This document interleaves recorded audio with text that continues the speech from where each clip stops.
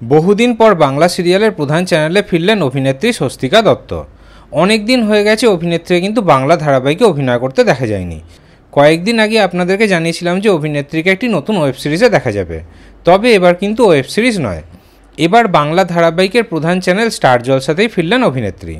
Star জলসায় অভিনেত্রীকে শেষ দেখা গেছে প্রায় 5 বছর আগে।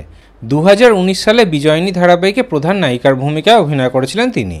ওই ধারাবাহিকের পর অভিনেত্রীকে পরপর জি বাংলার 2টি ধারাবাহিকে প্রধান নায়িকার ভূমিকাতে অভিনয় করতে দেখা গেছিল। তবে এবার অনেক বছর পর স্টার জলসায় ফিরছেন অভিনেত্রী।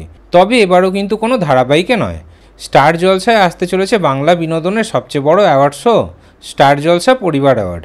সেই অ্যাওয়ার্ড শোয়ের রেড কার্পেট হোস্ট করতে দেখা যাবে অভিনেত্রী স্বস্তিকা দত্তকে।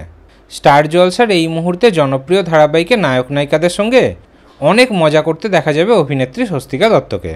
তার কিছু ঝলক তো আপনারা ইতিমধ্যেই দেখে নিয়েছেন। আগামী 16ই মার্চ রবিবার দিন টিভির পর্দায় সম্প্রচার হচ্ছে স্টার জলসা পরিবার অ্যাওয়ার্ড।